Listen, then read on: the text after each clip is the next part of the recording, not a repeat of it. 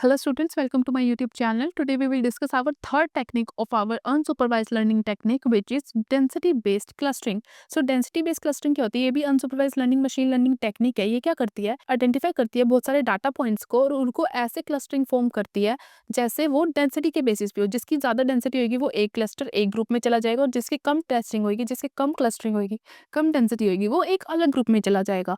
तो क्लस्टरिंग क्या होती है? जो डेंस ज़्यादा रीजन होगा, जो डेंस होगा रीजन वो एक अलग सेपरेट रीजन में चला जाएगा और लो डेंस वाले अलग।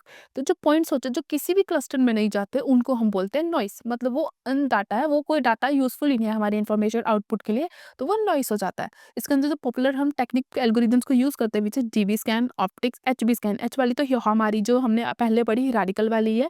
डीबी स्कैन हम डेंसिटी बेस के अंदर यूज करते हैं। डीबी स्कैन मतलब density base special clustering of application with noise.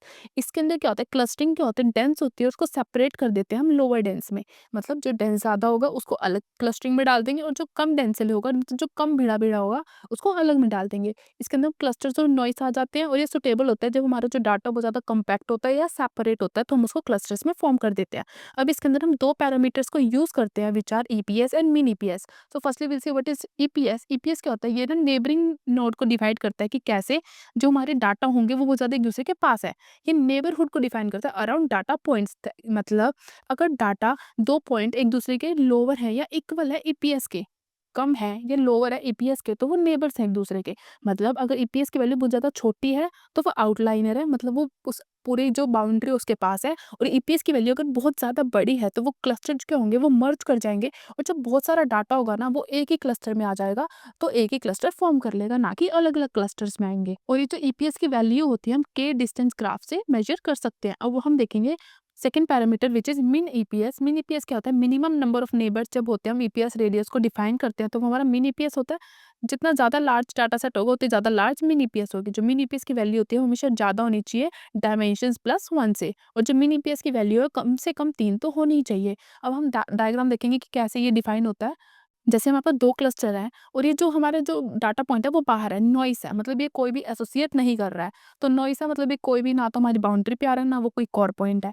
अगर आउटलाइनर है, हमारे पास ना 3 पॉइंट्स हम बेसिकली यूज़ करते हैं इसके अंदर which are border points, core points और नॉइस। बॉर्डर पॉइंट्स क्या होते हैं? जिनके अंदर फ्यूअर होते हैं mean EPS then within EPS. और कोर पॉइंट क्या होते हैं? जो मोर देन होते हैं ईपीएस में। ईपीएस के अंदर मीन ईपीएस इनके अंदर ज़्यादा होती है। नॉइस होती है जो ना तो ईपीएस होते हैं, ना कोर होते हैं, ना बाउंड्री होते। एप्लीकेशन क्या होती है? मतलब कि एल्गोरिदम कैसे हम यूज़ करते हैं इस डेंसिटी बेस्ड वैली के अंदर। सबसे पहले हम देखते हैं what are the neighbouring points जिनको हम आइडेंटिफाई करते हैं उनके डेंसिटी के बेसिस पे। उसके बाद हम उनको डायरेक्टली असाइन कर देते हैं क्लस्टर्स को। अगर वो उस क्लस्टर के अंदर आ रहे हैं, अगर वो एक सिमिलर डेंसिटी में आ रहे हैं तो उस डेंसिटी में डाल देंगे, नहीं तो हम एक न्यू क्लस्टर फॉर्म कर देंगे और ये तब तक चलता रहेगा जब तक हमारे सारे जो हैं वो एक एक क्लस्टर में नहीं आ जाते। और जो जो क्लस्टर में नहीं आते उनको हम नॉइस डिफाइन कर देते हैं। So this is all about the density based clustering. Keep learning. Thank you for watching.